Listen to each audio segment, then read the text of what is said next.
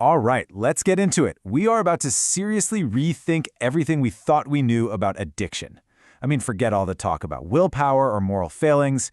We're going to be drawing from the book Introduction to Addiction Psychiatry to unpack the actual science. The science that shows addiction is a disease, not some kind of character defect. You know, for centuries, we've looked at addiction through this lens of judgment, right? We ask the question, is it a moral failing? But what if that's just the wrong question entirely? What if the answer isn't found in someone's character at all, but deep inside their brain chemistry? So the core argument in this book is actually super clear. Addiction, it's not a defect of will, it's a disease of the brain. And just like any other disease, think diabetes, think heart disease, it has specific testable criteria. And that's exactly what we're going to do. We're going to walk through the evidence piece by piece. Okay, so this is our roadmap. Think about it. How does modern medicine even define what a disease is? Well, it boils down to these 5 core criteria. And we're going to take this exact framework and apply it to addiction to see if it, holds up. All right, first up, criterion 1. Let's talk about the sheer scale of this problem.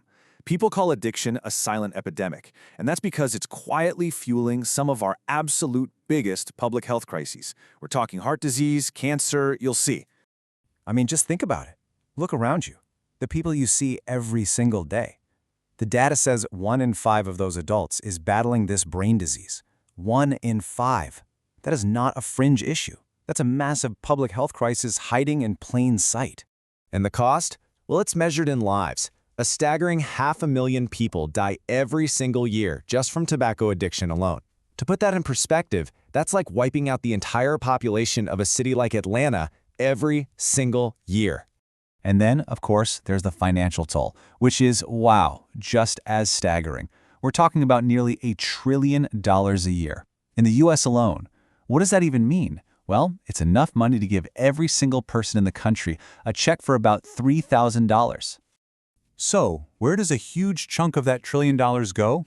Well, it goes to treating the deadliest diseases in our country, and this is where it gets really, really interesting. You see, a death certificate might say heart disease or cancer, but what this shows us is that addiction is so often the hidden culprit, the root cause that's driving these lethal conditions. Okay, let's move on to the second criterion, symptoms. And honestly, this is where we have to tackle the single biggest misconception about what addiction really is. It is not about chasing the pleasure of a high. No, it's about something much, much deeper, something more fundamental going on in the brain. So to really get this, we first have to talk about something called motivation. Think of it like the engine in your brain. It's the thing that takes a thought, like I'm hungry, and turns it into an action, getting up and making a sandwich.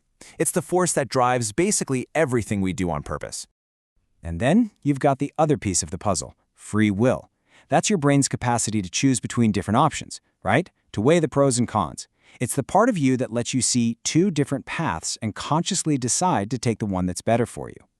Okay, so here's the absolute crucial point. Addiction is a disease that literally hijacks that motivation engine in the brain. It creates this powerful, compulsive, and involuntary drive that just gets stronger over time. And as it grows, it systematically overpowers and erodes a person's free will. And this really gets to the heart of it. We all confuse the short-term effects of a drug, that feeling of intoxication, what scientists call liking it, with the actual disease. But addiction isn't about liking. It's a chronic brain disease defined by a compulsive, powerful wanting, a drive that keeps going long, long after any pleasure is gone.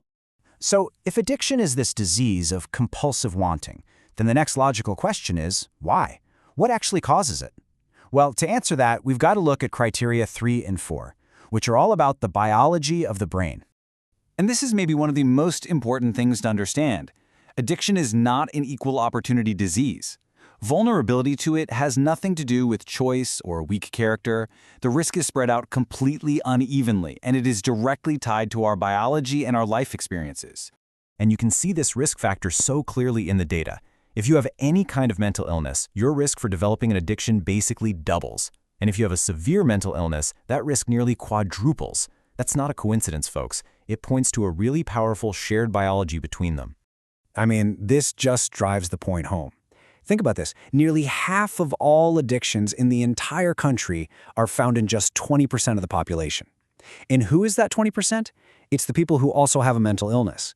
This massive overlap tells us these aren't two separate problems. They're often just two different faces of the same underlying vulnerability in the brain. And this bugle horn model is such a powerful way to visualize how this disease can unfold across a whole lifetime. So you start on the left, at the wide end, that's childhood. Things like adversity and genetics can literally be toxic to a developing brain, changing its wiring. All that creates a vulnerability that funnels down into the narrowest part of the horn, adolescence. That's the critical window when most addictions start. And from there, the horn widens out again as the disease progresses through adulthood, leading to a whole cascade of medical issues, and tragically, even passing that risk on to the next generation. Okay, I know that bugle horn model can seem pretty bleak, seeing how this disease can take root and grow, but here is the good news. This is the hopeful part. Because we understand that addiction is a disease that follows a predictable path, it means we can actually treat it like one. And that brings us to our final criterion, hope. Look, framing addiction as a disease, it changes everything. It means we can finally move past guesswork and diagnose it reliably, just like we do with heart disease.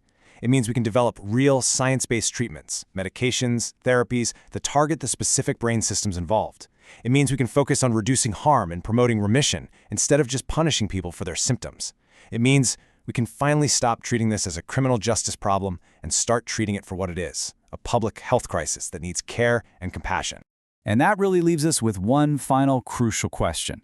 The science is clear. So if addiction is a diagnosable, treatable brain disease, one with clear biological roots and absolutely devastating consequences, then shouldn't our entire approach as a society, from healthcare to public policy, shouldn't it all finally start treating it like one?